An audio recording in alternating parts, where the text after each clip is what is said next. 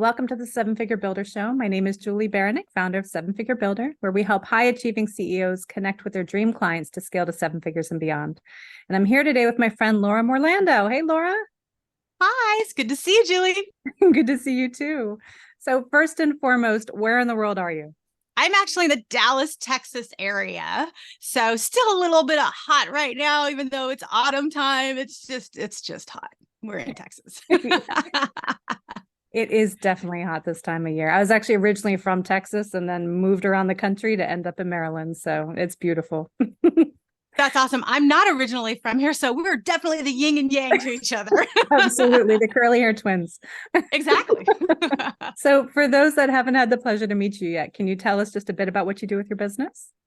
Absolutely. So yes, I'm Laura Morlando, the Stress Commando, and I help professionals and business owners work stress-free with AI, network stress-free, and look stress-free so they can be more effective and confident. I love that. And just to dive in there, I think AI oftentimes strikes intrigue and strikes fear into business owners of like, okay, now I got to learn what? So can you walk us through how can this make their world easier? Like, what does this actually look like? Oh, that's such a great question. You're right. That fear and intrigue. So my corporate background, I have high-tech sales background. So I definitely lean towards high-tech things and I pay attention to them. And I know earlier we were talking about Jasper and some of the things that were in the AI space early on, and I was watching it. But the challenge and the dots I could not connect were back to that one more thing that I need to do. I was already overwhelmed. I don't need another log on the fire of overwhelm. I just don't. And I couldn't connect the dots between the two. So to back up a little bit, so 6.5 years ago, I had to pivot my business online due to two autoimmune diagnoses and a Lyme diagnosis. So for 13 years, the Stress Commando was helping you work, live stress-free. And then all of a sudden with diagnosis, my simple tips were not simple enough. So in the space of learning AI with the brain fog, the pain, and all the challenges cognitively that I experience, one more thing on the log of overwhelm was significantly a bigger overwhelm, a bigger pyre, a bigger, heavier log than it ever was before. And so I was really curious, where could I connect those two dots? And I figured if I can do it, if I can connect the dots, I can connect it for my clients. And maybe I'm going to date myself, and I feel a lot of people say this, but when you think of AI and you're of a certain age, you think of the movie Terminator, you think of Skynet. It's going to be evil. There's that fear. And so that was really me until I sat on a training and I had sat on a lot of trainings. I'm like, oh, this is nice. I don't have time to learn this. I don't have the brain power. I don't have the capacity to learn this. And then I sat in a training where everything just clicked. My brain turned on, which was exciting, but I got it. And it was like Neo in the Matrix and everything just laid out and all the paths and the steps. It was absolutely perfect. And I realized very quickly how this was going to help my brain work smarter, not harder, and fill in the gaps cognitively that I was challenged. And I realized if in this moment, before even trying it, just watching this other training, if I could get it and I could already see the ways to show people step 1, step 2, step 3, oh, and here's all the stuff you can ignore, the stuff you don't need to pay attention to, I was like, oh my gosh, this is what I'm going to be offering everybody else. So my job is to help people avoid shiny object syndrome, get super, super clear and leverage AI the right way. So it actually gives you more time and money back into your bank. And for what I say, and I hear this from one of my clients, avoid that blinking cursor of the white page and you don't know what to do next. So that is where, for me, it was just super helpful. I then started utilizing it and experiencing it in real time, just shared it with all my clients.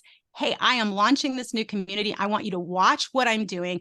I'm taking imperfect action, but I'm leveraging AI and I'm giving you permission to leverage AI too. Let's figure this out together. And so that's what I've been doing over the past 6 months.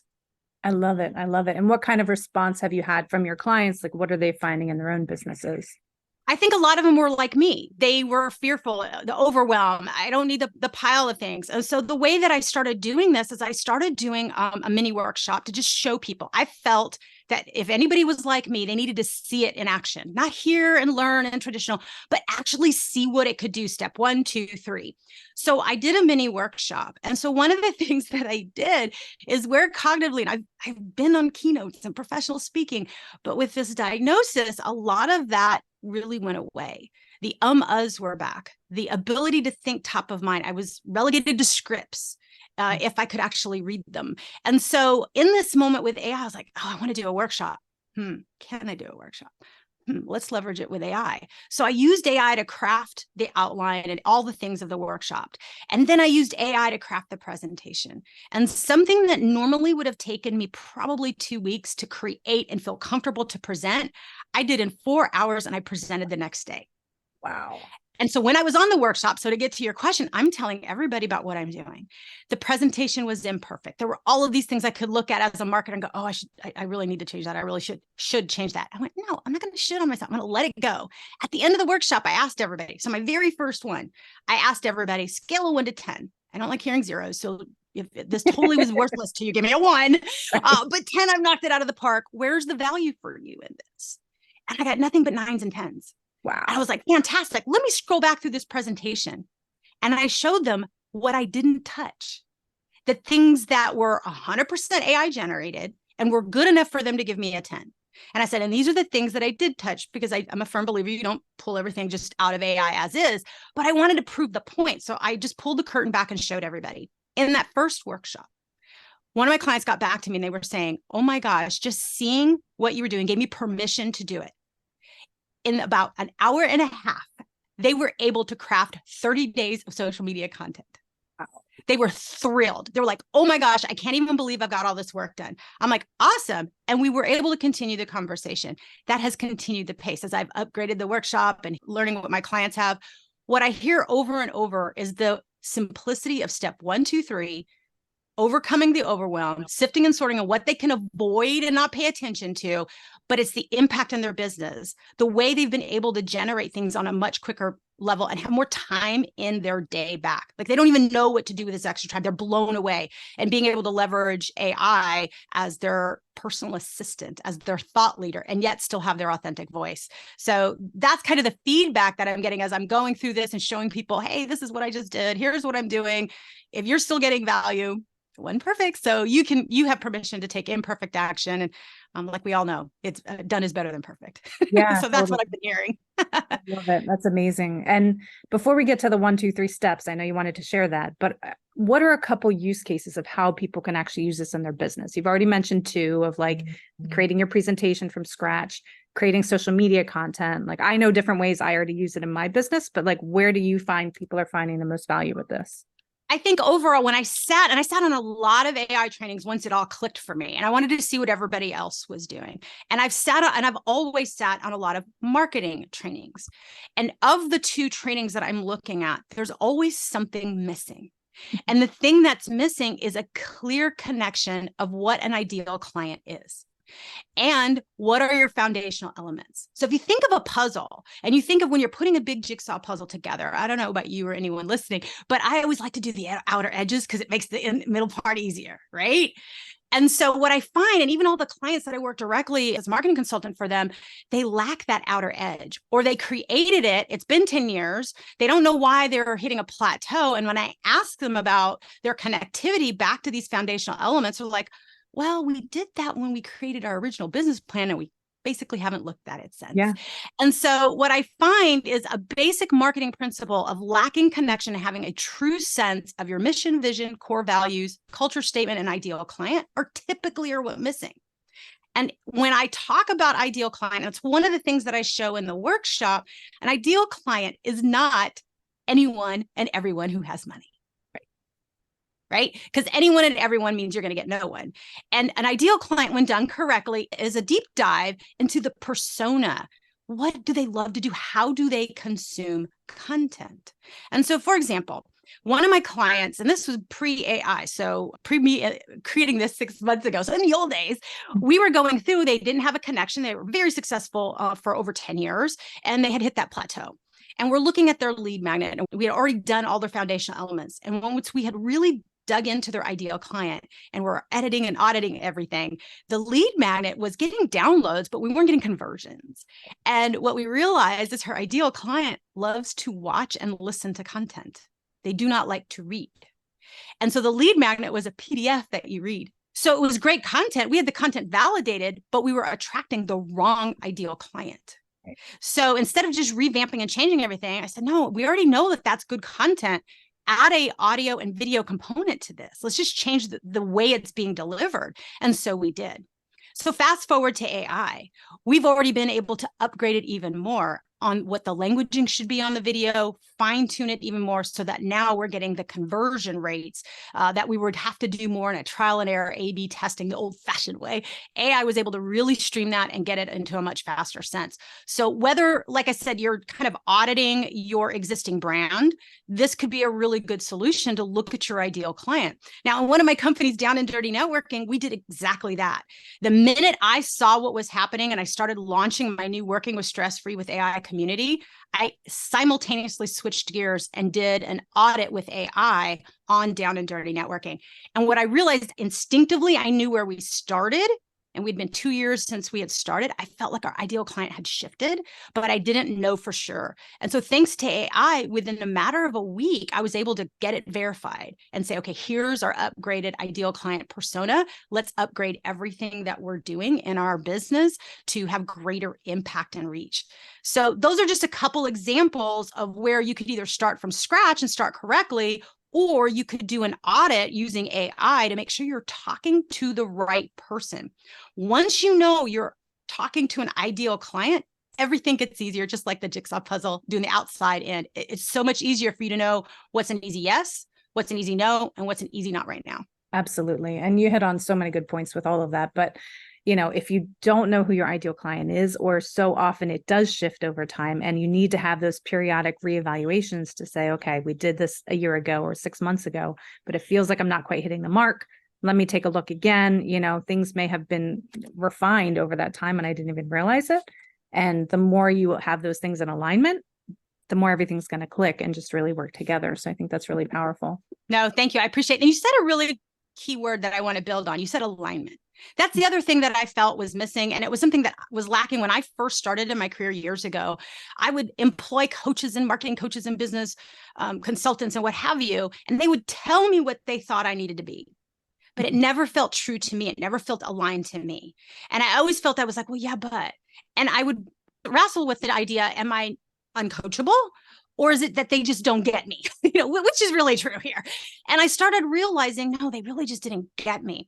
And so through trial and error, I realized there was an alignment philosophy missing in the marketing space. And so I started really applying that with my clients, and that was all the difference in the world. And thanks to AI, I was able to distill that philosophy down into a 3-step method.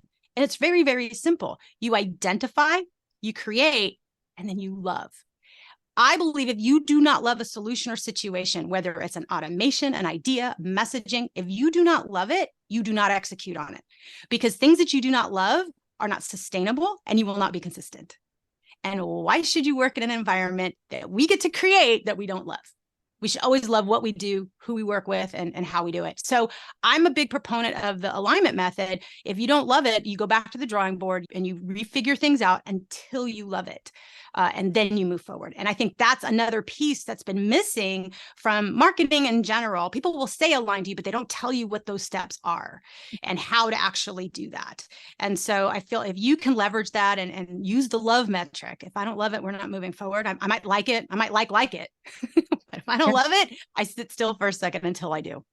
Yeah, I agree. And if you don't love it, there will be a pause, right? Like people will feel that because there'll be hesitation, there'll be uncertainty, there'll be lack of confidence, like something will come out subconsciously that you will get in your own way because you're not 100% fully behind whatever it is you're trying to communicate. And people read that from you. So if you don't have those in alignment, like personally, I find it helps. And you mentioned it to just take that step back. Like we become so emotionally connected to what it is that we're doing in our business. I'd like to take a step back fully, like forget everything that I'm doing and say, okay, who is my dream client? What are we trying to accomplish? And oftentimes I come back really close to what I was doing to begin with.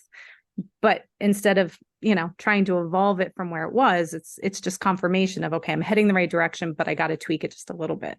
So that I found really helpful for me too, as I'm doing that periodically in my own business. It's really, really powerful. Oh, I'm so glad you shared that. And that's absolutely proof of the right way to move forward. I had a client I started working with a year ago. And in the first month, she told me her mission. She had all her core values. She had all her foundational elements. But the way she said it to me, the energy was off, in my opinion. And I'm very empathetic, and I pay attention to energy, and it was just off. So I started asking questions, diving deep. It's not surprising that she was thinking what she should do, Right. what would be available to the market. And I had to really dig deep. What do you want to do? She goes, oh, well, there's not a market for that. I go, let's forget that. That's what you've hired me for. Let's set aside. Let's assume there's a market for everything. Right. What do you want? And she had to really sit silent for a second. And this is someone who had just gotten out of corporate. Mm-hmm. And it took a while because that's not something that they asked her in corporate. So she had never really contemplated these things. So the short answer is we ended up changing over the first 3 months her ideal client persona and her focus so many times, because she would put it to use and she goes, oh, I don't love this. And so we would go and do something. Oh, I really don't love this. So very quickly, we were able to identify what she did love. And now she's going gangbusters. And it's not even a year since we had started working, with her business just exploding. And it actually took probably 5 months once she did the stop, start, for her to realize this is really what lights me up. And we're like, great, let's run with that. Yeah. And so I feel like it's really important that, yeah, you've got to love it. And it's okay to take that step back and avoid the should. I should be doing this. Don't should on yourself. If you catch yourself saying that, or should be removed. The other one is just, oh, I'm just doing this, marginalizes and minimizes the impact and the work that you are doing. I'll never forget, I had a nurse that was talking to me, and we were having a marketing consultation. Because, Laura, I'm just a nurse. I was like, okay, hold on a second. We need to unpack what you just said. I was like, you're not just anything, and especially not a nurse. Are you kidding me right now? And so I was able to talk her through it. So I would encourage people, catch what you're saying. Pay attention to the words going through your brain or coming out of your mouth. Just and should need to be deleted, and they open up space for so much more creativity of what you need to do and where you can create impact with purpose. Absolutely. And the other thing too is the gut check, right? Like if you have hesitation in your gut, it's kind of like your pricing. Like if you're going to market and trying to sell somebody and it's like, oh, that either is too little, too much, again, that's going to come out in your energy and people are going to feel that. So yeah, I love that. And get rid of the just, get rid of the should, and you'll be so much more powerful in what you're trying to communicate. Agreed. Absolutely. I've lived in that hesitation, lack of confidence, imposter syndrome space. It's not effective. Yeah. And it's a horrible way to exist. High stress. So trust me, as the stress commando, don't do it. Resist. It's all you can. It's simple to do. It's not easy to do. Or at least I didn't find it easy, but it is simple to do. And it's a practice. Just practice removing should and just. Yeah. So would you say that this applies more to people that are trying to start their business, or people that are trying to upscale their business, or both? Like, where do you feel this applies the most? I feel anything can apply wherever you are. So should and just needs to be removed, period, across the board. Mm-hmm. Where upgrading AI and being focused into your ideal client, it doesn't matter where you are in your business. I think one of the bigger mistakes is that most people do it, forget it, and they don't ever connect it. Your foundational elements, your ideal client, are an organic, ever-evolving document. They should be your best friends that you're constantly talking to and nurturing and upgrading, which is why with Down and Dirty Networking, 2 years in, I knew I need to be a better best friend to ideal client. I'm hearing things that are slightly different. And so where can I upgrade? Where can I evolve? With some of my clients that have been around for a while and they've hit the self-imposed ceiling and they don't know how to get over it, 100%, the minute we shore up that outer part of their jigsaw puzzle, all of a sudden they skyrocket through. So in the example of my client that actually upgraded their PDF, they had cobwebs on their YouTube channel. And so I said, okay, let's phase an approach of where are your ideal client? And I said, before you get on YouTube, are they there? She's like, well, I know I should. And I'm like, hold on a second. Where's your ideal client? Come to find out, yes, they're on YouTube. So we're like, okay, let's phase this in. And once we launch YouTube, we'll be very targeted, purposeful. This is what we're going to do. Okay, great. She loved the idea. We execute on the YouTube strategy and we were able to monetize her channel. That was something we were able to do in less than a year, and only 1% of YouTube channels are monetized. So it tells you how significantly you can impact and create growth once you're clear on what is aligned to you and your foundational elements. And that's what they were missing. I could see it. And I knew that's what they were really missing. They were trying to, originally, they wanted me to create a product for them. And when I started digging in deep, I said, I'll create this product. It's going to be amazing. It won't sell. And it won't sell because everything is diluted and convoluted, and a confused mind says no. And right now your clients are confused. It's like being at a buffet table. Their eyes are really big and they don't know what to choose. I said, so we can create it, but let's set the expectation. I don't think it's going to sell. And that's exactly what happened. We created it. It didn't sell. We went ahead and shored up everything. They came back to me. We shored everything up and launched intentionally.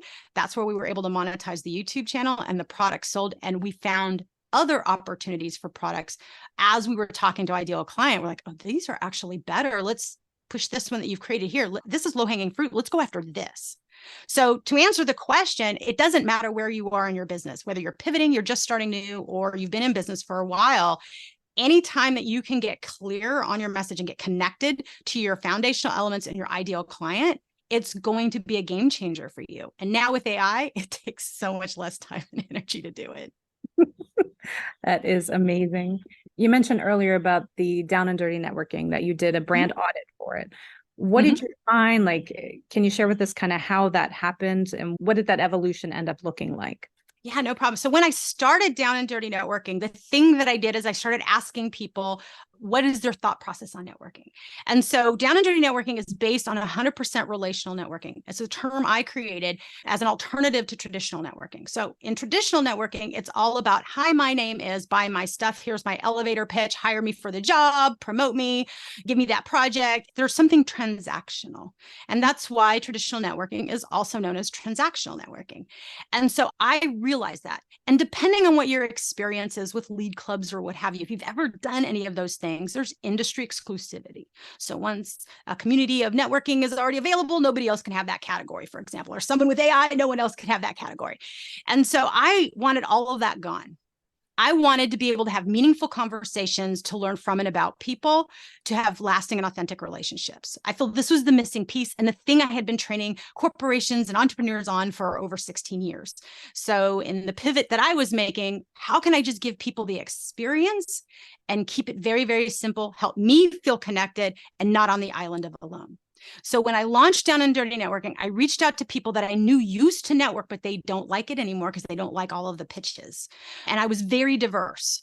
I made sure I talked to academics, corporate professionals. I talked to entrepreneurs. I wanted diversity in Down and Dirty Networking. So that's important because that's who I went in and I talked to. After the first 3 people, I heard everyone say, when I said, what is your experience and your reaction to networking? I didn't get necessarily a word. What I got was a visual, and an audible sound. It said everything you needed to know. And as a marketer, I'm like, I don't know how to articulate that, but keep going. And so I was, yeah, exactly. I was like, okay. But it just, that doesn't do it justice, right? And so I was like, describe, what do you mean? And those first 3 people went from ugh to, I just don't like the silence, fluff. And I said, okay, what do you mean by fluff? And so they started telling me what they meant by fluff. And it was all the stuff that got in the way of a conversation. For each, it was something different. Like I would go to a meeting, I hear a speaker, we exchange cards, but I talk to no one. And I said, yes, I hear that. And then I have to spend all this extra time doing one-to-ones to talk to people. Why can't it just be something simpler? And I said, well, if I created this community that's 100% relational, would you consider it? And most of them were like, no, even though I love, know you and adore you. That is how disillusioned to networking they all were. And I said, would you be willing to look at it and just give me your feedback? Just give me your feedback. And they said, yes. So first 3 people. Fast forward to answer the question. So now I can tell I need to. I reach out to my members. So now I've got people in the community and I've been listening to what they're saying. Fluff was what was the initial word. And that's the tagline, cutting the fluff of traditional networking. I just put the language, I put it all in there. Anything they told me, if you look at our mission vision, all the words came straight out of those interviews. Yeah. And so with AI, I said, okay, I already knew what my persona was, but I crafted a really detailed persona prompt. And with the help of my coach, we had that prompt. And I said, okay, what's a persona, an ideal client avatar for Down and Dirty Networking today? And so I took that persona and compared it to the one that I had and figured out, okay, where is there a shift? What's missing based on what my members are telling me? And then I just dug deep into AI and I realized that what I was intuitively thinking was 100% accurate. Yes, people don't want the fluff, but what people want is a 100% supportive community and a mini mastermind experience. They want to be able to have networking on the go as it relates to relational networking 24/7. So where's that professional easy button where I can ask people, hey, what do you guys think about this? I need a sounding board. I need some feedback. I need to overcome a challenge. So not that transactional buy my stuff networking, but really, how do I do that? If you're a corporate professional, how do I be seen, heard, and valued? How do I show up powerfully if you're dealing with ageism, whether you're too young or too old? Who's experienced this? How do I do this? So you started to see the fine tuning was of the challenges people were faced with, the overcome, and saying, okay, we've been off for 2 years with the pandemic. We're coming back into the workforce. How do I have conversations with people outside of the virtual space? And so I just started changing the messaging ever so slightly. And I'd already been doing that, but with AI, I'd 100% confirmed it. And so we're in a complete brand upgrade right now. And so even in the way that for our virtual sneak peek events that we have, the way that we promoted it changed because of this audit of ideal client. And so we started out with interviews way back when, kept listening to our members, got the AI audit done. And then I went back to my members and I questioned them to verify the data to say, okay, is this accurate? Or is AI sending me on a left-hand turn to Albuquerque, like Bugs Bunny would say, where am I right now? And validate what was true and then live with that. Whatever I validated to be true, that's what I lived with and move forward with. And that's what we're updating. So yes, how we roll out the sneak peek, how people registered all changed because I could hear what they were looking for and needing. So that's what we provided. I love it. And I heard some really key things in that you first started with market research, which is near and dear to my heart. And I think it's so crucial. And in an AI driven business that you have, there's a huge human component to it, where you started with humans listening to what they were saying and truly heard what they were saying and incorporated that into the data. You used AI to really dig deep and crunch a whole lot of data to validate your hypothesis and really validate what you were trying to do. You then verified it again with humans, which I think is amazing also, and then ultimately created a safe space where people trust each other's opinions and want to be there because it's what they were originally asking for. So you have that alignment between what their request is and what they need, which is a beautiful thing and destined to be successful. So I think that's really, really awesome. Oh, thank you for that. With Down and Dirty Networking, it's a very specific person that can join the community. Mm-hmm. You will never see on social media, join Down and Dirty Networking. You will never see that. We do have sneak peeks, and there's less than a handful a year that anyone in the public can attend. And the requirement to get an invitation for Down and Dirty Networking is you must attend a sneak peek. Because no matter how many different ways I tell you we're different, until you experience it, you don't know. And I need to make sure that you're a fit for us and we're a fit for you. And I want to protect the culture of the community and the integrity of the community. My members so appreciate that. They're like, Lord, now I see why you've launched it this way, to keep it very intentional and purposeful. And that was the one thing that remained consistent from start to today was, Lord, no, please, we're okay with slow growth as long as it's intentional and purposeful growth. And so that was something that was really helpful as a case study for my AI community to say, where are you wanting to grow? I know we all want money. Let's set that aside. But let's talk about impact. What's the way that you want to show up and impact, and how are you going to love to do that before we even get into AI? And so once you've identified that, now let's put some really great content into AI so that we get really great suggestions back. So the better the input, the better the output. So what I have found is my clients that said, oh, I've got my ideal client. I've got my mission, vision. I've got everything. When they see my mini workshop, that's before they even get into the details and the deep dives of the community. They're like, oh, this was so much better. Yeah, they're like, my results are so much better. I said, yes, if you are getting results and you love them, but you're not getting conversion in the real world, something's off. You need better input because you're not getting the right output to create the conversion. You need to talk to your ideal client. And so whether that's AI, whether it's market research, it doesn't matter. It's the same challenge. Good input means good output. So you have to get really crystal clear on what it is that you need. So I'll leave everybody with this because this is the perfect example for AI and the perfect example for marketing. So there's a story going around. I might get it wrong, but I'm sure people have heard it. So maybe you've heard it, Julie. It's the peanut butter and jelly sandwich experiment from a high school science teacher. Have you heard this before? I have. Do tell. Okay.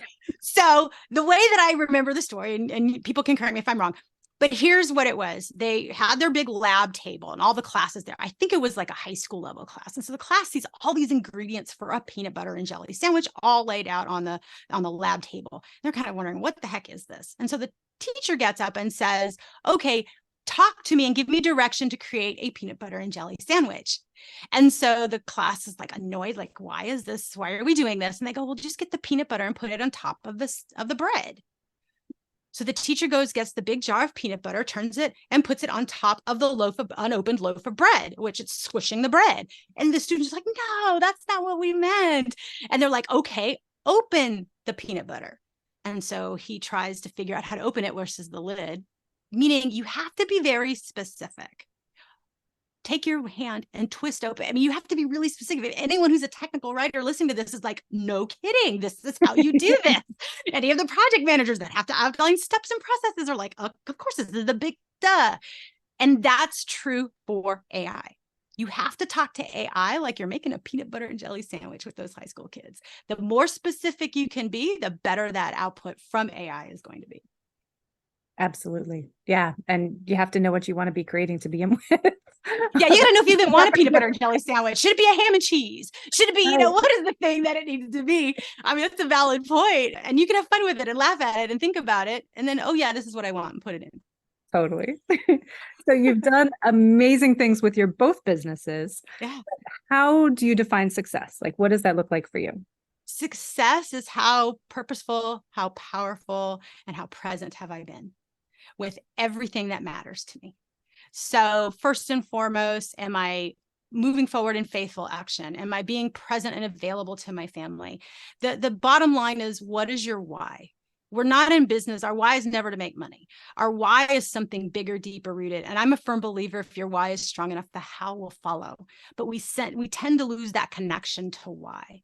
And so when there are health challenges or I'm dealing with a family emergency, I'm blessed to know the boss, aka me, to be able to change things. Okay, I feel I need to do all of these things, but I'm the one that created the need. What can I do right now so I can be present for what's necessary? Where can I create balance in my business? Not balance, excuse me, harmony. So there's the thing. Work-life balance doesn't exist, but work-life harmony does. And so where can I create harmony in my business? And so on the days and the moments that I need to have greater focus for family, self, or whatever is monkey wrench has been thrown into my world, when life's getting lifey, as one of my other coaches, Jen, says, okay, where can I give attention to it and still do things simply with impact and purpose in my business? And how can I create a culture of that with my team members? And so if you're constantly asking how to simplify and amplify, it makes it easier for you to move forward free of stress. And when I can do that, that's how I know I've been successful. When I've been able to be present, I've given permission for other people to do the exact same thing. I've given them creative culture license to just find a way to figure it out and be able to move forward for themselves purposefully and powerfully and passionately, then I know that that's where I've achieved success. So if you ask me that today, I would say I'm already there. And tomorrow I would be like, yeah, I got another level of success for XYZ reason. And so for me, it's always moving forward, moving onward, moving upward, and increasing the impact that I make.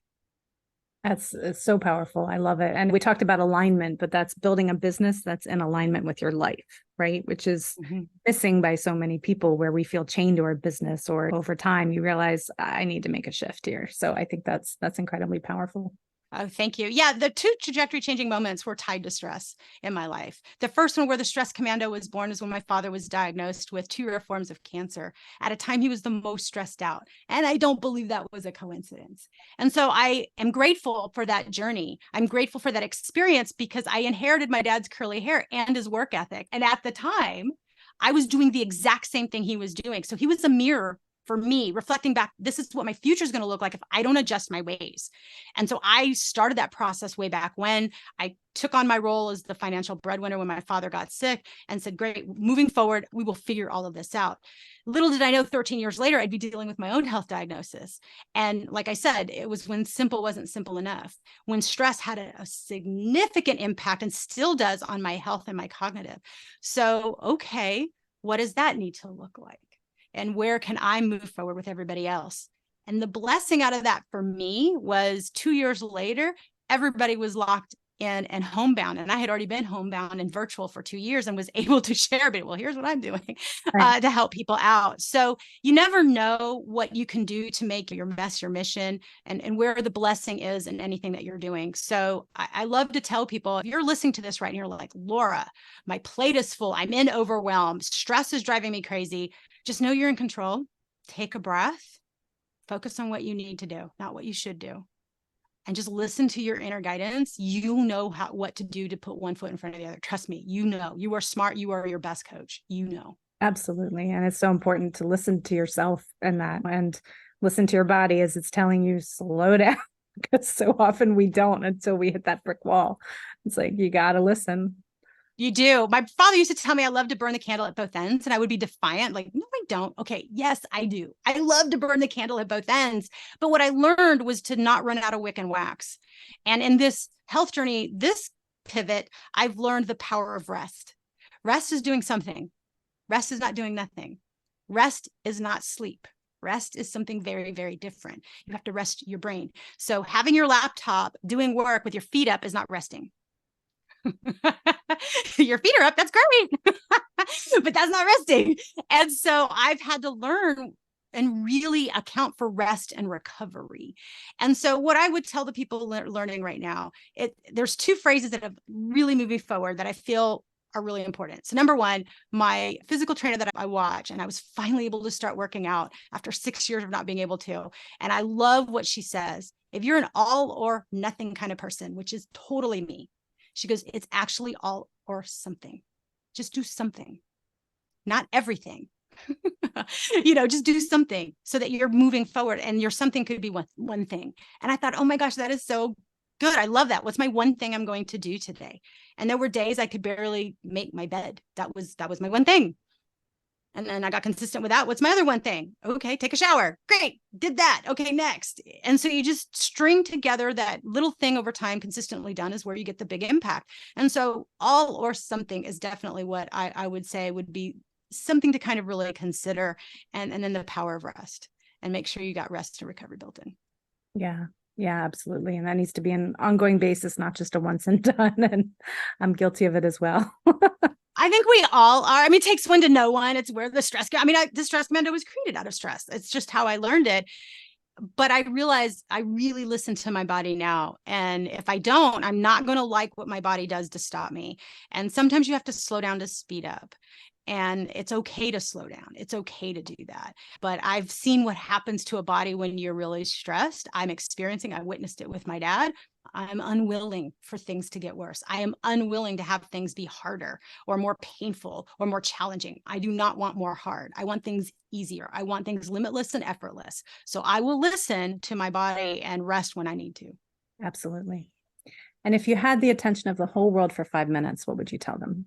I would tell them to breathe and be present with themselves, present with the people in front of them, and be purposeful and passionate about whatever it is that you're doing. Be open to receive information. Don't be around like you've got to fight with your fists are closed. My coach did this for me. It was a great exercise. She's like, Laura, I want you to close your eyes right now. And you got your hands in a clenched fist. And I said, yes. Okay. She says, okay, I've got $1,000 and I want to hand it to you. I would have to open my hand for that to happen. And so she says, right now you need to be open to the challenges and changes and things that are happening. Right now, you've said no to everything. So there's no room. There's no room. You're saying, no, I can't do that. No, I can't do that. No, I can't do. Because you need to say yes to opportunity. Yes to being coachable. Yes to things being easier. Yes to the possibility that easy is available. And the only way you can do that is if you're present with yourself, so that you can be present with everybody else. You can't give what you don't have. So I would tell everybody, your loved ones want you around. And it's what I used to tell my mom. I was like, Mom, if you don't take care of dad's caregiver, who's going to take care of dad? It's a whole oxygen mask thing. You got to put it on you first. So I would say be present. You can't make impact as a CEO. You can't help your employees. You can't help your clients. You can't do anything with your family if you are not centered. And everyone pays attention to how you treat you, and that gives them permission of how they treat themselves. You could tell them, hey, I want this to have work-life harmony in our culture and our space. But if the CEO is working diligently all day long, 7 days a week, they feel they need to, so that they can look good. You're creating a culture of toxicity unknowingly. Right. So be intentional, be purposeful, be present in what you're doing. And it gives permission to everybody else to do the same. I love that. Love that. Love that. So how can listeners support you in your work? Where can they find you online? Awesome. If you search Stress Commando, you will find me, stresscommando.com. I'm on all the platforms, LinkedIn, Facebook, and YouTube. You can find Down and Dirty Networking. And I do have Linktree. If you know what Linktree is, you can look up Stress Commando on Linktree, and all of my links are there and all ways to connect with me. If you need to find one platform, if you're like, Laura, that's great, but I want one way to connect with you, find me on LinkedIn. Find Laura Morlando, the Stress Commando on LinkedIn, and I'd be happy to connect with you and we can co-elevate and collaborate. Amazing. Thank you, Laura. This was so much fun chatting with you today. Really appreciate having you on today. Thank you so much for having me, Julie. And thanks to everyone who's been listening. Yeah, absolutely. And if you found value in this episode, please do share it. That's how people find us. And you can find me at sevenfigurebuilder.com. And I look forward to seeing you on the next episode.